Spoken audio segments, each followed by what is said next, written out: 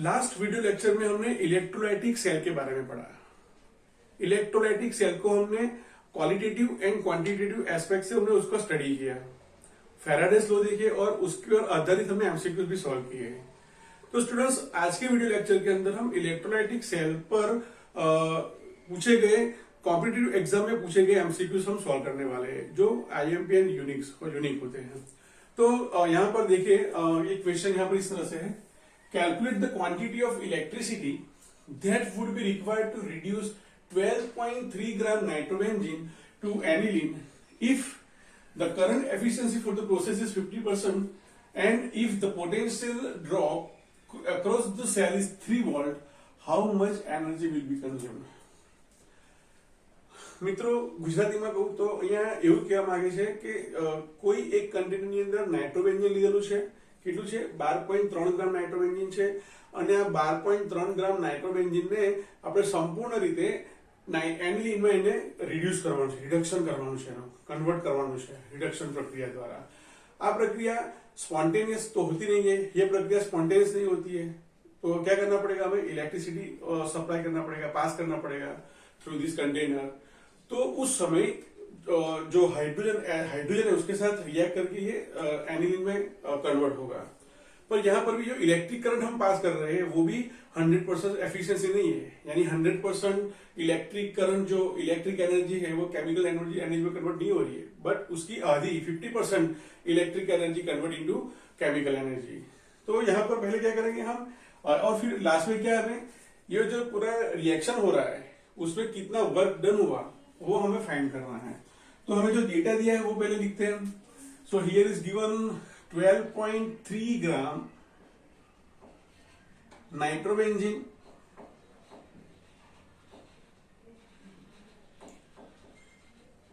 फिर बाद में 50% एफिशिएंसी है, 50% एफिशिएंसी करंट एफिशिएंसी है एंड 3.0 वोल्टेज हमें दे दिया है, इतना हमें डेटा दिया हुआ है। तो सबसे पहले फाइंड करना पड़ेगा कि अगर पहले तो हमें इक्वेशन लिखना पड़ेगा, सेल रिएक्शन लिखना पड़ेगा क्या हो रहा है यहाँ पर। तो यहाँ पर हम पहले क्या लिखेंगे, nitrobenzene. So it is nitrobenzene, उसमें से एनिलीन बन रहा है, यानी यहां पर ऑक्सीजन दूर होकर H रिप्लेस हो रहा है, डिस्प्लेसमेंट यहां पर हो रहा है ऑक्सीजन हाइड्रोजन का। दैट मीन्स क्या है, एक ऑक्सीजन जो निकल रहा है वो दो OH के साथ H2 में कन्वर्ट होगा, तो यहाँ पर 4H है तो हम डायरेक्टली लिख सकते हैं 2H2O। So that means 6H plus during the reaction requirement 6 hydrogen की है। और यहाँ पर अगर देखें तो पहले में क्या करना पड़ेगा, ऑक्सीजन नंबर फाइंड करना पड़ेगा नाइट्रोजन के लिए। तो यहाँ पर देखो, nitrogen is more negative than carbon. So यहाँ पर ये जो फिनाइल ग्रुप है उसका कार्बन एंड नाइट्रो का एन, दोनों के बीच में एक सिंगल बॉन्ड है। तो according to the redox reaction हम ऑक्सीजन नंबर के लिए लेते हैं कि जब सिंगल बॉन्ड होता है, जो मोर इलेक्ट्रोनेगेटिव होता है उसके लिए -1 लिखते हैं, एंड लेस नेगेटिव है इलेक्ट्रोनेगेटिव उसके लिए प्लस लिखते हैं। तो यहां पर जो नाइट्रो ग्रुप है, सो उसके लिए टोटल ऑक्सीजन नंबर कितना आएगा, -1। ठीक है, नाइट्रोजन का फाइंड करना है। चलो ऑक्सीजन के लिए कितना आएगा, -2। तो -4 तरफ जाएगी तो +4 हो जाएगी। तो यहाँ पर नाइट्रोजन कितना मिलेगा हमें, +3। So oxygen number of nitrogen is +3, तो हम यहां पर लिखेंगे +3। ठीक है, उसी प्रकार यहां पर भी हम देखें तो ऑक्सीजन जो बेंजीन का जो कार्बन है उसके लिए +1 आएगा और नाइट्रोजन के लिए -1 आएगा, क्योंकि nitrogen is more negative, more electronegative than carbon. So यहाँ पर भी oxidation number of nitrogen plus 2 times oxygen number of hydrogen is equal to -1। Hydrogen के लिए +1 क्योंकि नॉन मेटल के साथ जुड़ा है, तो +2 उस तरफ जाएगा तो -2 यानी ये -3 हो जाएगा। तो यहाँ पर ऑक्सीजन नंबर कितना आएगा, -3 आएगा। सो यह नाइट्रोजन को कैसा बन जाएगा, -3। अब हमें ये जरूरत नहीं है तो इसको हम निकाल देते हैं। ठीक है, अब देखो यहाँ पर ऑक्सीजन नंबर कितना चेंज हुआ, तो नाइट्रोजन +3 इसको निकाल देता हूँ, ये +1 -1 को। तो माइनस प्लस 3 टू -3 यानी 6 इलेक्ट्रॉन ये गेन कर रहा है इस तरह से। सो इसका मीनिंग ये हुआ कि अगर स्टोकियोमेट्री देखें तो क्या होगा कि 1 मोल नाइट्रोबेंजीन को रिड्यूस करने के लिए, रिड्यूस करके एनिलीन में कन्वर्ट करने के लिए मुझे 6 फैराड इलेक्ट्रिक करंट की जरूरत होगी। ठीक है, 1 मोल nitrobenzene reduce into 1 mole aniline, we require 6 mole electron, that means 6 farad है। अब यहां पर देखें तो यहां पर हमें वेट दिया हुआ है, किसका? नाइट्रोबेंजीन का वेट दिया हुआ है। तो हमें हम एनिलीन का जो नाइट्रोबेंजीन है उसका वेट दिया हुआ है, तो हम नाइट्रोबेंजीन के लिए पहले मोलर मास फाइंड करेंगे। तो मोलर मास भी हम फाइंड कर लेते हैं। मोलर मास या मोलिकुलर वेट ऑफ नाइट्रोबेंजीन क्या होगा? तो किसका फॉर्मूला क्या बनेगा? C6H5NO2। तो C6H5, चलो एक कार्बन के लिए 12, तो 6 के लिए 72, 5 हाइड्रोजन यानी 1 का +1 तो 5 का +5, 1 नाइट्रोजन का 14, 2 ऑक्सीजन के लिए 32। तो इसका पूरा जो कैलकुलेशन करेंगे तो 123 ग्राम उसका मोलिकुलर वेट आएगा। तो ऐसा बोल सकते हैं कि 123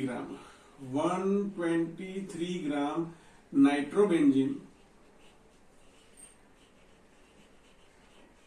को रिड्यूस करने के लिए 6 फैराडे चाहिए। तो हमें कितना दिया हुआ है? 12.3 ग्राम।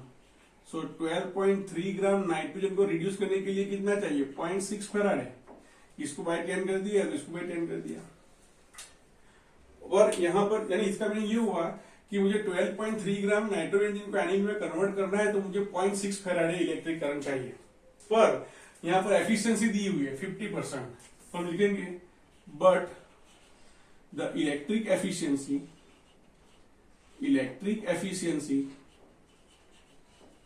Is equal to 50%। यानी कि 6 अगर हम 0.6 फैराडे हम पास करते हैं तो इसका आधा रिड्यूस होगा, तो इतना रिड्यूस करने के लिए इसका डबल फैराडे चाहिए। सो रिक्वायर्ड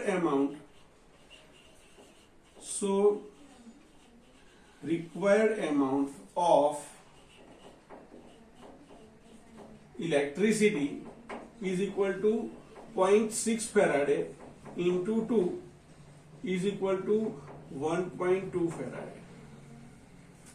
ठीक है, तो अब ये क्या है? 1.2 फैराडे इलेक्ट्रिक चार्ज है।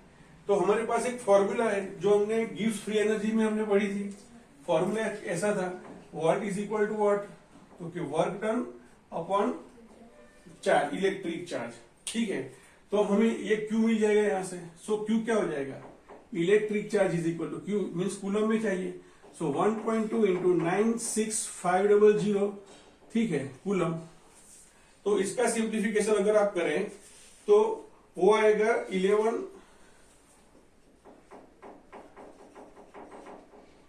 1,58,000 कूलम आएगा इस तरह से।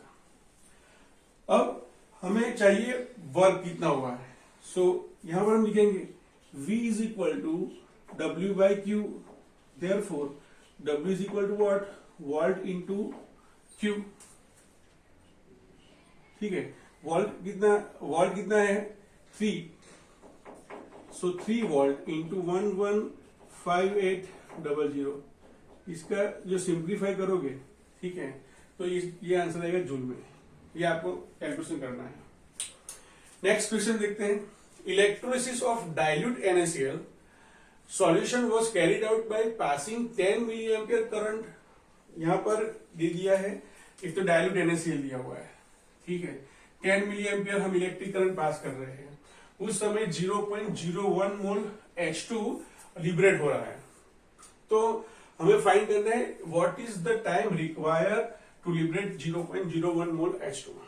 મિત્રો અહીંયા એવું કીધું છે કે કોઈ એક ઇલેક્ટ્રોલાઇટિક વિદ્યુત વિભાજન કોષની અંદર સોડિયમ ક્લોરાઇડ મંદ દ્રાવણ લીધેલું છે અને એમાં 10 મિલી એમ્પિયર વિદ્યુત પ્રવાહ પસાર કરવામાં આવે છે ત્યારે 0.01 મોલ H2 મુક્ત થાય છે। તો તે દરમિયાન તેના માટે કેટલી ઉર્જા આપવી પડશે, એટલે કે કેટલા સમયની જરૂર પડશે। ठीक है, तो हम यहाँ पर क्या करेंगे? डेटा तो कुछ है नहीं यहाँ पर, ठीक है, तो सबसे पहले हम क्या करेंगे, हमको H2 दे दिया है कि H2 निकल रहा है, दैट मीन्स H2 क्या निकलेगा, कैथोड पे रिडक्शन होगा ना, तो हम पहले लिखेंगे कैथोड रिएक्शन। सो कैथोड पे क्या हो रहा है, तो कि जो वाटर है, वाटर मोलिक्यूल, उसमें जो H प्लस है वो H में रिड्यूस होगा, OH माइनस लिबरेट होंगे। तो यहां पर 2 इलेक्ट्रॉन,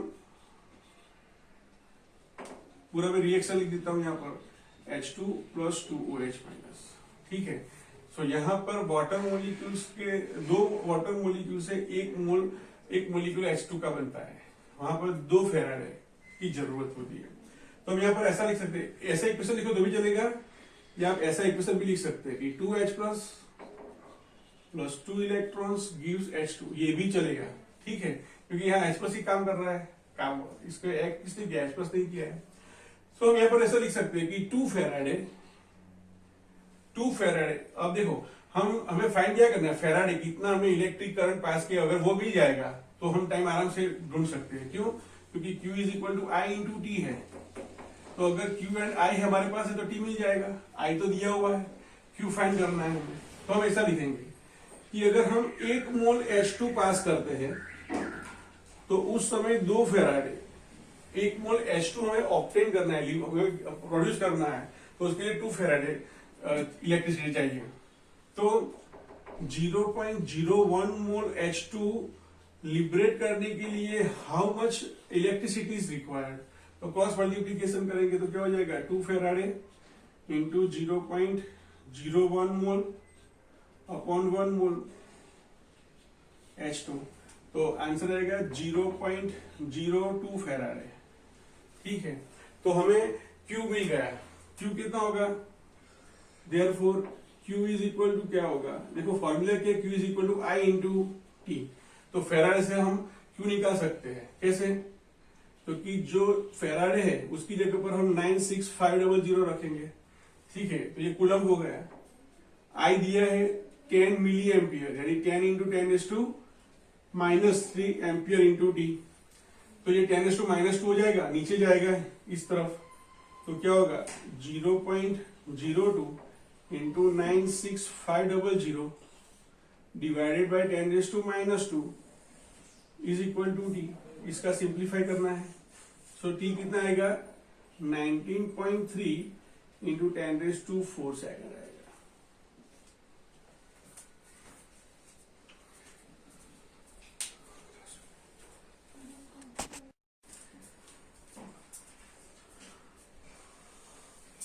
नेक्स्ट क्वेश्चन जो IIT 2008 में पूछा हुआ है, देखो क्वेश्चन क्या है, 4 molar aqueous solution of NaCl is produced and 500 ml of this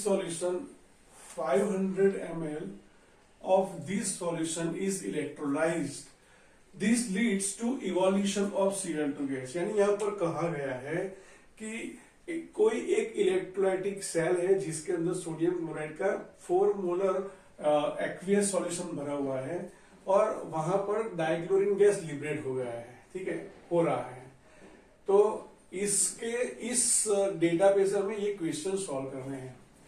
મિત્રો અહીંયા તમને એવું કીધેલું છે કે સોડિયમ ક્લોરાઇડનું 4 મોલર સાંદ્રતા ધરાવતું દ્રાવણ બનાવેલું છે, જલીય દ્રાવણ બનાવેલું છે, જેમાંથી 500 મિલી દ્રાવણ લીધું છે અને એનું ઇલેક્ટ્રોલાઇસિસ એટલે કે એનું વિદ્યુત વિભાજન કરવામાં આવે છે અને તે વખતે Cl2 વાયુ ઉત્પન્ન થાય છે। આટલી માહિતી પર તમારે આટલા પ્રશ્નોને સોલ્વ કરવાના છે। તો सबसे पहले फर्स्ट क्वेश्चन क्या है, how many moles of Cl2 gas evolved, यहाँ पर कितने मोल ऑफ डाइक्लोरिन गैस जो लिबरेट हो रहा है वो पहले वो फाइंड करना है। सो फर्स्ट क्वेश्चन हम सॉल्व करते हैं। यहाँ पर फर्स्ट क्वेश्चन, तो यहाँ पर देखो सबसे पहले तो हमें कितना जो हमारा एक्वेस सॉल्यूशन है उसके अंदर कितने मोल Cl माइनस के हैं मोलिक्यूल्स वो फाइंड करना पड़ेगा। तो हमें पता है व्हाट इज मोलारिटी, तो कि molarity is equal to number of moles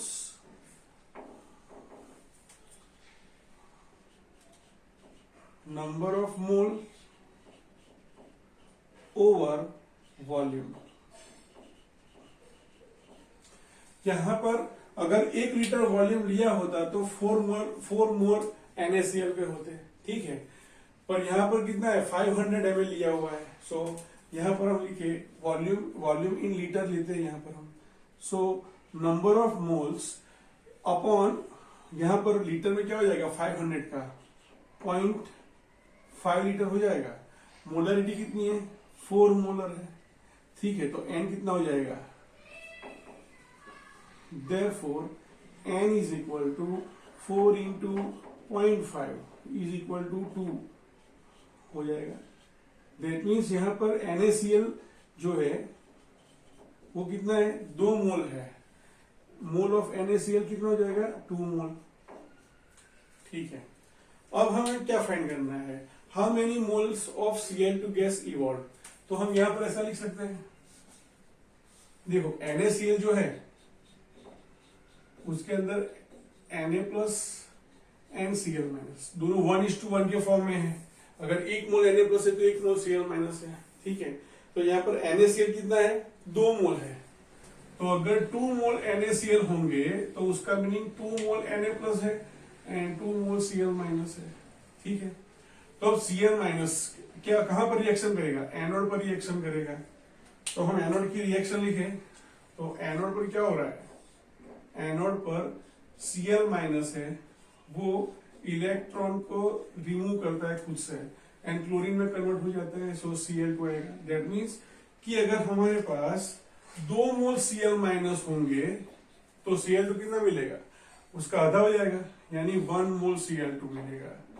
so answer क्या आएगा, 1 मोल Cl2 इज इवॉल्व या लिबरेटेड, ठीक है। सेकंड क्वेश्चन देखें, सेकंड क्वेश्चन क्या है कि यहां पर if cathode is mercury, cathode is of mercury electrode, the maximum weight of एमालगम form from this. देखो जब मर्क्यूरी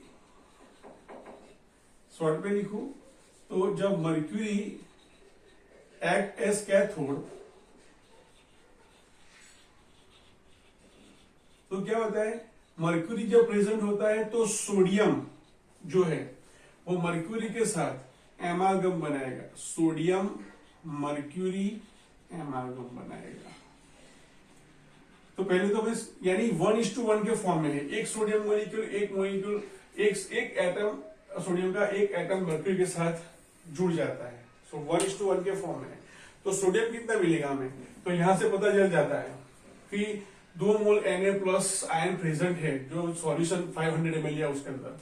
तो हम यहाँ पर कैथोडिक रिडक्शन लिखे, कैथोडिक रिडक्शन तो नॉर्मली होना चाहिए था H2O का, पर ड्यू टू मर्क्यूरी कैथोड क्या होता है वहां पर सोडियम प्लस आयन है वो खुद को रिड्यूस करता है सोडियम के अंदर। तो यहाँ Na प्लस के मोल कितने हैं 2 मोल है, तो यहाँ सोडियम कितना मिलेगा 2 मोल। तो 2 मोल सोडियम फिर मर्क्यूरी के साथ जुड़ेगा एंड सोडियम मर्क्यूरी एमालगम जब बनाएगा तो उसके अंदर जो मर्क्यूरी है वो भी अंदर है, यानी यहां पर अगर देखें तो 1 मोल सोडियम के साथ 1 मोल मर्क्यूरी भी है। तो यहां पर क्या हुआ, सोडियम का 2 मोल है, 2 mole of sodium plus 2 mole of mercury. तो क्वेश्चन क्या है, मैक्सिमम वेट ऑफ एमालगम कितना होगा फ्रेंड्स। तो यहां पर देखो सोडियम का वेट कितना होता है, 1 मोल सोडियम यानी उसका मोलर मास कितना होता है 23, एटम मोलर मास 23 होगा। उसी प्रकार से यहां पर मर्क्यूरी के लिए बस 200 होता है, सो कितना हो जाएगा total weight 46 plus 400 is equal to 446 gram mercury amalgam बनेगा, सोडियम एमालगम बनेगा, ठीक है। So answer is 446 gram. Next question, what is the total charge required for complete the electrolysis process। तो total quantity required to complete the electrolysis process। तो यहां पर देखो, हम एनोड कैथोड में से कोई एक को हम एक का यूज करके हम इसको सॉल्व कर सकते हैं, दोनों के लिए आंसर सेम आता है। ठीक है, what is the total charge required for complete the electrolysis. तो यहां पर देखो, तो यहाँ 2 इलेक्ट्रॉन है, 2 इलेक्ट्रॉन है इस तरह से। तो यहां पर हम रिएक्शन लिखते हैं, 2Cl minus gives Cl2 plus 2 electron. यानी यहां पर जितना भी क्लोराइड आयन है उसको सभी को क्लोरीन में कन्वर्ट करने के लिए 2 फेराडे चाहिए।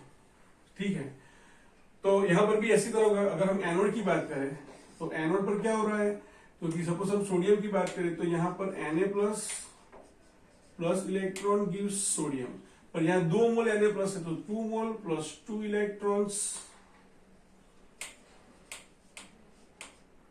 Plus 2 gives 2 Na।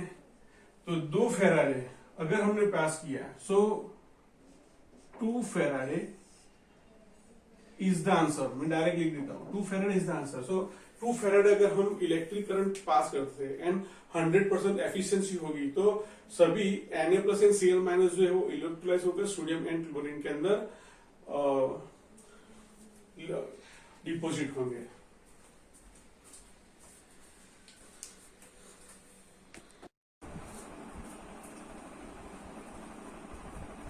क्वेश्चंस देखो अभी, a current of 2 ampere passed for an hour through a solution of molten AlCl3।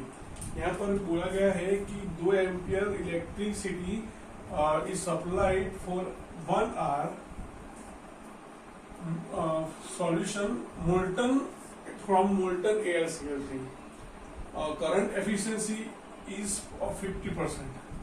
Find the amount of aluminium deposited at cathode. તો ગુજરાતીમાં કહીએ તો મિત્રો અહીંયા તમને એક વિદ્યુત વિભાજન કોષ આપેલો છે જેની અંદર 2 એમ્પિયર વિદ્યુત પ્રવાહ 1 કલાક માટે પસાર કરવામાં આવેલો છે। અહીંયા જે વિદ્યુત વિભાજન છે એ પિગલિત એલ્યુમિનિયમ ક્લોરાઇડ છે। અગર પિગલિત એલ્યુમિનિયમ ક્લોરાઇડ હોય તો એની અંદર ફક્ત એક કેટાયન, એક એનાયન, એક એલ્યુમિનિયમ આયન અને એક Cl માઇનસ આયન હોય છે। પણ અહીંયા એવું કીધેલું છે કે કરंट एफिशिएंसी इज ऑफ 50%, यानी यहाँ पर जो करंट पास हो रहा है उसमें से 50% करंट ही हमें यूजफुल वर्क के लिए इस्तेमाल किया जा रहा है। ठीक है, तो सबसे पहले हम क्या करेंगे, यहाँ पर सबसे पहले हम देखेंगे कि हम 2 एम्पियर पास कर रहे हैं पर उसका 50% ही इस्तेमाल हो रहा है into electrical energy, sorry into chemical energy convert हो रहा है। तो हम सबसे पहले लिखेंगे यहाँ पर करंट एफिशिएंसी, करंट एफिशिएंसी कितनी है, 50% है। दैट मीन्स यूजफुल इलेक्ट्रिसिटी, ऐसा वर्ड नहीं है, मैंने लिखा हुआ है। यूजफुल इलेक्ट्रिसिटी कितनी होगी, तो कि देखो यहाँ पर 2 एम्पियर है तो वो कितनी हो जाएगी, 1 एम्पियर, यानी 1 एम्पियर जो इलेक्ट्रिसिटी होगी, जितना में 2 एम्पियर पास किया है उसमें से आधा वो केमिकल एनर्जी में कन्वर्ट हो रहा है। सो हमें इलेक्ट्रिसिटी कितनी लेनी है, 1 ampere due to 50% current efficiency इसकी वजह से। ठीक है, अब यहाँ पर एल्यूमिनियम के लिए बात की है तो हम क्या करेंगे, सबसे पहले तो हम कैथोडिक रिएक्शन लिखेंगे कैथोड वाला। तो हम लिखेंगे यहाँ पर कैथोड पर क्या हो रहा है, Al3 plus reduce by using 3 electron and convert into aluminium. ठीक है, ये लिक्विड में होगा और बाद में सॉलिड हो जाता है। तो यहाँ पर हम देख सकते हैं स्टोइकोमेट्री से कि 3 फेराडे चाहिए 1 मोल एल्यूमिनियम डिपोजिट करने के लिए। तो सबसे पहले हम क्या करेंगे, तो हमको क्लासिकल मेथड पता है कि पहले हम क्वांटिटी ऑफ इलेक्ट्रिसिटी फाइंड करते हैं। तो पहले हम यहाँ पर लिखेंगे क्वांटिटी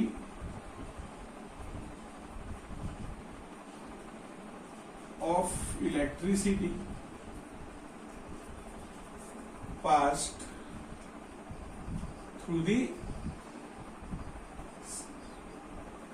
इलेक्ट्रोलिटिक सॉल्यूशन। ठीक है, यहाँ पर I कितना दिया हुआ है, 2 एम्पियर, पर एफिशिएंसी 50% है, यानी हमें 1 एम्पियर लेना है। यहाँ पर 1 एम्पियर इंटू 1 आर है, यानी 3600 second. So ampere to second coulomb में कन्वर्ट हो जाएगा यूनिट।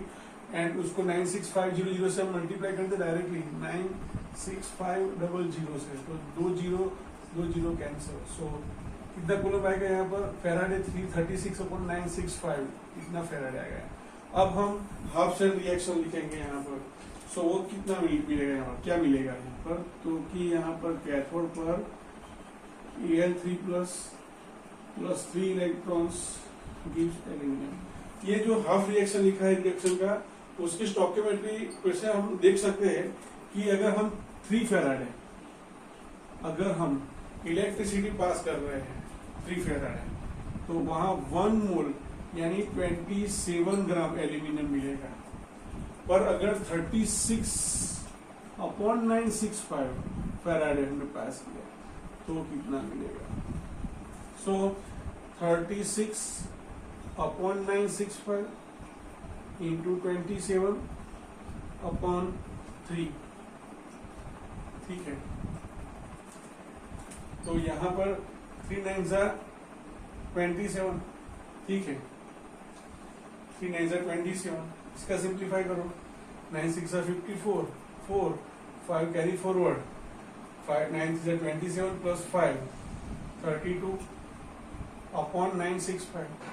अब देखो हम कैलसी का इस्तेमाल नहीं करेंगे तो भी हमें अप्रोक्सीमेटली वैल्यू मिल जाएगी। कैसे, क्योंकि इसको अप्रोक्सीमेटली 1000 ले लेते हैं, तो 324/1000 अप्रोक्सीमेटली वैल्यू क्या आएगी, 0.324। तो ऐसी कोई वैल्यू है यहाँ पर, तो हाँ है C.33, ठीक है। तो इस तरह से हम क्वेश्चन को सॉल्व कर सकते हैं। यहाँ पर करंट एफिशिएंसी 50% है, यानी इलेक्ट्रिसिटी जो सप्लाई हो रही है, जितनी सप्लाई हो रही है उससे आधी ही केमिकल एनर्जी में कन्वर्ट होने में यूजफुल होती है। नेक्स्ट क्वेश्चन देखिए, current of 1 ampere is pass for 96.5 second through a 200 ml solution of 0.05 molar lithium chloride solution, find out the pH of the solution.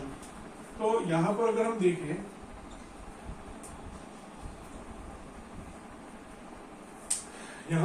देखें, तो जस्ट पहले हम क्या करते हैं, यहाँ पर सपोज एक सेल है, इस तरह से इलेक्ट्रोलाइटिक सेल है, यहाँ पर हमें कुछ नहीं दिया है, डेट मीन्स कि यहाँ पर इनर्ट इलेक्ट्रोड, ऐसा हम सोच लेते हैं अभी। इस तरह से एक inert electrode possessing electrolytic cell है मेरे पास, और यहाँ पर LiCl का लिथियम क्लोराइड का सॉल्यूशन है। अब यहाँ पर पीएच की बात की है, डेट मीन्स H+ या OH- वहां पर लिबरेट हो रहे हैं या डिसोसिएट हो रहे हैं, जिससे पीएच चेंज हो रही है सॉल्यूशन की। और यहाँ पर हम देखें तो यहाँ पर 0.05 मोलर है, डेट मीन्स के कॉन्सेंट्रेटेड सॉल्यूशन है, ऐसा बोल सकते हैं। अगर कॉन्सेंट्रेटेड, अगर हमें ले लेना है कॉन्सेंट्रेटेड, क्यों लेना है, अगर यहाँ पर डाइल्यूट सॉल्यूशन होता तो वहां पर H2 खुद का ही ऑक्सीजन खुद का रिडक्शन कराएगा, तो वहां पर पीएच में कोई चेंजेस नहीं होगा। यहाँ पर चेंजेस हो रहा है, दैट मीन्स के कॉन्सेंट्रेटेड सेल, हमें कॉन्सेंट्रेटेड इलेक्ट्रोलाइटिक सॉल्यूशन दिया हुआ है। तो हमें पता है कि कॉन्सेंट्रेटेड अगर इलेक्ट्रोलाइटिक सॉल्यूशन है तो उस समय क्या होगा, तो पहले तो यहाँ पर देख लेते हैं कि यहाँ पर जो H2 है उसका, यहाँ पर लिथियम प्लस है, H+ है, तो जो H+ है H2 का वो इजीली तो क्या होगा, रिड्यूस होगा। जैसा मैंने पढ़ा था इस तरह से कि एक तरफ एनोड लेते हैं, एक तरफ कैथोड लेते हैं, एनोड के पर N आयन जाते हैं, तो यहाँ पर एक तो Cl- है और दूसरा H2O में रहा ऑक्सीजन माइनस है, ये दोनों में से कोई, यानी यहाँ पर ऑक्सीडेशन दिखते है इस तरह से। उसी प्रकार कैथोड पर Li+ या फिर H2O में जो H+ है वो रिड्यूस होता है, तो इसकी SRP कैसी होती है, ज्यादा होती है। सो H2 खुद वहां पर रिड्यूस होगा, H2 में रहा जो H+ है वो, तो हम यहाँ पर लिख सकते हैं कैथोडिक रिडक्शन लिखे यहाँ पर। तो कैथोड पर क्या हो रहा है, जो H2 का जो H+ है वो इलेक्ट्रॉन लेकर H में कन्वर्ट हो रहा है एंड OH- लिबरेट हो रहा है, इस तरह से डिसोसिएट हो रहा है। सो 2H2 + 2 electrons gives H2 + 2 OH-। That means कि यहाँ पीएच कैसी वर्क हो रही है, पीएच इंक्रीज हो रही है, ठीक है, क्योंकि सॉल्यूशन कैसा बनेगा, बेसिक बनेगा। और यहाँ पर तो Cl लिबरेट होगा Cl2 के फॉर्म में, Cl- ऑक्सीडेशन करेगा और Cl2 के फॉर्म में लिबरेट होगा, तो वहां पर OH- इंक्रीज होते जाएंगे। अगर यहाँ पर H2 ही ऑक्सीडाइज होता तो H+ बनता है और H+ और OH- H2 कन्वर्ट हो जाते हैं, दैट मीन्स कि यहाँ पर ये कॉन्सेंट्रेटेड सॉल्यूशन दिया है, ऐसा हमें समझ लेना है। अब हमें देखना है कि ये जो हाइड्रोक्साइड आयन है, ठीक है, उसके लिए कितना हाइड्रोक्साइड आयन यहाँ पर जनरेट हो रहा है, वो प्रोड्यूस हो रहा है, वो हमें फाइंड करना पड़ेगा। तो इसके लिए हम ये स्टोइकियोमेट्री का इस्तेमाल करेंगे, इस स्टोइकियोमेट्री का, ठीक है। तो हम यहाँ पर सबसे पहले क्या करेंगे, तो क्या पहले हम क्वांटिटी फाइंड करेंगे। पहले सबसे पहले तो quantity of electricity passed through the cell, so Q is equal to I into T। I कितना है 1 एम्पियर, यहाँ पर एफिशिएंसी दे दी है, यानी जो है वही लिखना है यहाँ पर। एंड सेकंड कितनी है 96.5 सेकंड डिवाइडेड बाय 96500, ये फेराड हो गया, ठीक है। तो यहाँ पर कितना आएगा 0.001 फेराड आएगा। अब हम ये स्टोइकियोमेट्री की बात करें, स्टोइकियोमेट्री की बात करें तो हम बोल सकते हैं कि 2 फेराड है। अगर हम पास करते हैं तो उस समय क्या होगा, 2 मोल OH माइनस प्रोड्यूस होंगे। H2 की जरूरत नहीं, इसलिए ये लिया हमें। सो 2 फेराड से 2 मोल OH माइनस बन रहा है, तो 0.001 फेराड से कितना होगा, इतना का इतना ही मिलेगा, 0.001 मोल OH माइनस बनेगा यहाँ पर। So number of mole of OH मिल गया। अगर मुझे कॉन्सेंट्रेशन फाइंड करना होगा तो मुझे मोलारिटी चाहिए, तो मैं यहाँ पर लिखूंगा। तो मोलारिटी के लिए मुझे क्या करना पड़ेगा, तो मैं लिखूंगा मोलारिटी ऑफ OH माइनस, तो क्या हो जाएगा इसके लिए N अपॉन वॉल्यूम हो जाएगा। सो N कितना है, यानी मोल कितने हैं 0.001 है, और जो वॉल्यूम है कितना है 200 ml वो सॉल्यूशन है। सो वॉल्यूम इज 0.2, यानी ऐसा लिख सकते हैं 200 अपॉन 1000, यानी वो लीटर में कन्वर्ट करना पड़ेगा, 2 अपॉन 100, ठीक है। तो ये 2 कैंसल, सो 10 ऊपर चला जाएगा, तो क्या जाएगा 10 अपॉन 2 5 इंटू 10 क्या हो जाएगा -3 मोलर। सो हमें OH मिल गया 5 इंटू 10 -3 मोलर, ठीक है। अब हम pH फाइंड कर लेते हैं। तो यहाँ OH है तो हम पहले POH फाइंड कर लेते हैं। तो POH इज इक्वल टू क्या होगा, minus logarithm of OH minus concentration. So minus log of 5 into 10 -3 molar, तो क्या हो जाएगा यहाँ पर इज इक्वल टू, डायरेक्ट में लिख दू 3 माइनस लॉग 5 हो जाएगा इस तरह से, ठीक है। सो 3 माइनस 0. लॉग 5 का 0 में देखना है, लॉग 2 का 0.3010 है, लॉग 4 का 0.6020 हो जाएगा, ठीक है। तो ये अप्रोक्सीमेटली 0.7 समथिंग होगा इस तरह से। सो यह आंसर कितना आएगा, अप्रोक्सीमेटली 2.3 जितना आएगा। सो POH आएगी 2.3, but we know that pH plus POH is equal to 14।